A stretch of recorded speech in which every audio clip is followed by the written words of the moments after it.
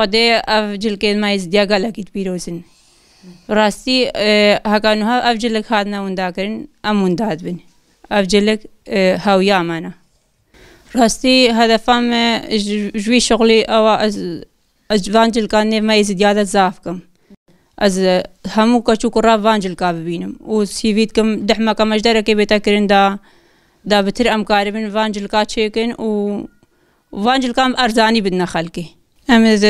کارسیون ده سالم هاتینا فیداری ما في حالي خواف شغل كر سري خو في شغل كر جل كيد ازديا همو كيزانم بدرو بس هدف مش في شغلي او زوانجل كا نملاتي ما ده زافك خودي شغلي ما اس شغلي ما على خوجيتكم و تو وقتي استراحة منينا همو زوانجل كا بدر باستكم ما شيء وروج بهجي دقيقة مجالم ها بس وانجل كاس شغلم جارنا ساعة شيء وزراد مصر دروانا وان سيزارو كنت كتشيجي كم وانا از وانجي جيد كم نوتي مصر شغلي خو خدي قال كيف عم الشغل مراتي قال كيف عم جيرتي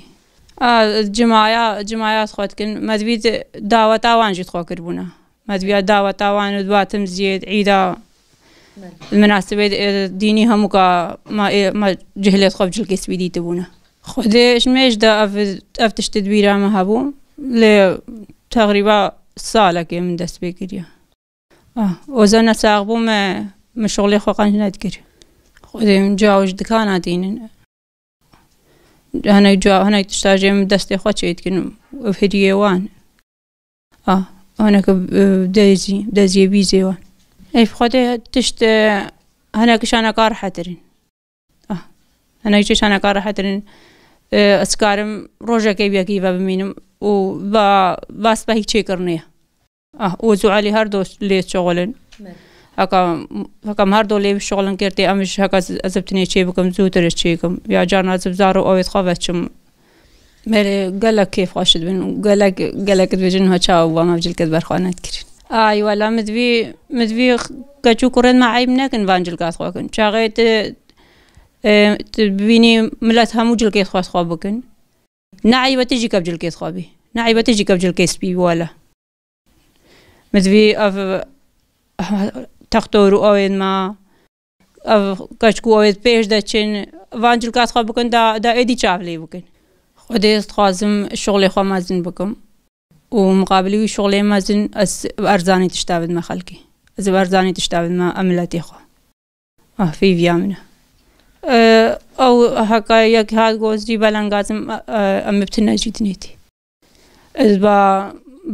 ناز سحرك او سام سرداناين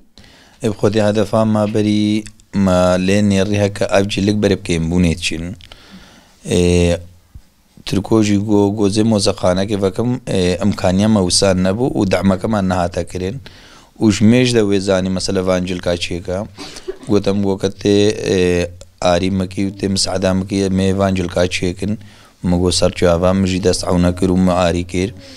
ما افجل که دیز دیا ما دست آویته و مالا خود آوا قنج بریفت شا و رحلا از دیا بام همو که پیگ را چید کن نجل که گبتنیم چید کن اش کیس که جغارا بگره و حتا نگیده بشالکو و کمام همو که چید کن اف خودی مثلا هو ام بیجن کم بری جوانا کمت کرنا سری خودا جوانا بري كومت كرنا سريق ودا ايد فقيرا كلو شعر بون ايد جوانا كوم بون كم من بيستي كم خوركانيا ما مثلا سمو قوان كومت كرنا سريق ودا ايدوان كم بون بع قالابون بس فيديتر مدفي ازدي مثلا عامة فانجلا استخدام بقنول برخو بكن ليك نغنا عيبي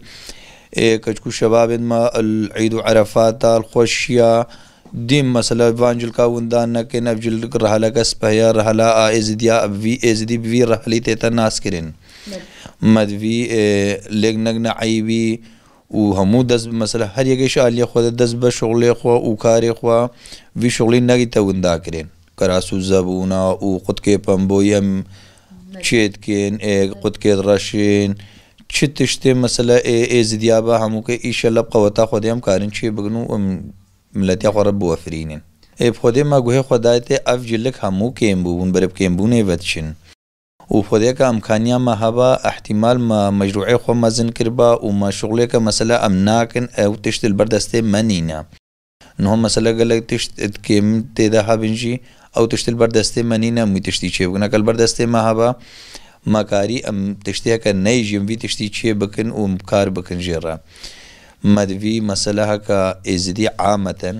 وی تشتی لێک نەگنە عیبی و مثلا مساعدة زلامي وها بكنا كا في شغلي مثلا مستمر في شغلي بكن نا مثلا وندا بيتا وندا كرين خودي أفكم أمش لفاي تشيتكن ووقت جيرت في قال لك وقت جيرت في نا مثلا شغلي ساعتك 20 دقيقة والشغل مثلا مستمر نا مثلا شغلي دروجة دهروجة كنت شغل بباب سالة شغل کرتی روزه کم گله که ما خو او کر امسه کو ماچی بکن بترم چی ناکن و مدوی مثلا مساعده کما هات باکن ماجی کاری با اما مساعده بدنا خلقی خوا نگوه ما مثلا التمایا که با تشتگی وسابا ما کربا سوق وکد کان ماجی مساعده خلقی خوا کربا کچلو ما مساعده کر و اما اف دسروی شغلی بر و ما اف شغل کا اما کاری ام بی شغلی بکن مدوی وسام مثلا مجي مساعدة خلقي خوا كربها كخلقك يجي كيش ما يرادي با بخودي شغل ابتني الزلامة جيب زحمته مثلا نا شغلي بيجم شالكا ابتني شغلي كراسة ابتني تشن شغل هموكا هكا ما مساعدة يكنكر يكش ما هردو قال في شغلي نايت دركتو كتو ام هردو بيقرا في شغلي تكن ازي بيجم ما شغلي في كوفية بور بكا اقلم هفت قاتل سريع كن فا شفيا ونزانم قال تشتتيدن او كم كاو اما شغلي وها لازم ازلا مساعدة يك بكن كوفي و تفي شالك تفي قد كيراش كيسكا بشتينا زبونا كراسو زبون و هفتشتموك دزمالا ادستا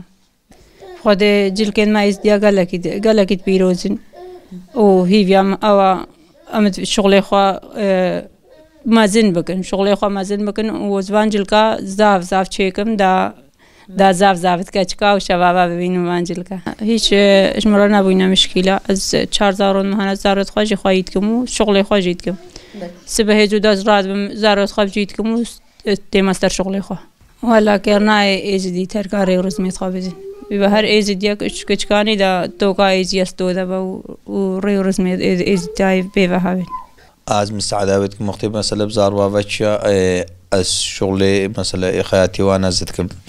وقتها مثلا شغلي مالي فبا مشغول با از في شغلي كما كنا شغلي خو بجيكر ازو هردو بيغرا شغلي كن بخودي تشتي ما فهم قريد توق نشانة ازيا دانيا سر ازديا ازدي بتوكي ناسن و ازدي با لازمه بتوق با وقتی بشیر خودی بشیر دی بتوقا وقتی مرا خودی عمري خودت كان توقيت كنستو دا ازدي با وقتی مثلا اب هر دو جیاز لامی حوجی توقيا وجا كيرنا ازلام عادت و تقاليدت خووندا بکا لازم ازلامی بتوق با اب خودی هیویا مش خودی وزدیا هيا حلال ازي وتاوسي ملك بنو في توقي و غريوانه خووندا نکنو و رحلا ما سپیا باور بکس بهر ناگمل دنیا اید تشتگی شیلا ازدیا سپیا ترحبا قال لك رحلا کس پیا بلا وندا نکن و توق بلا خزمالا ازدي بلا لازم بتوق بن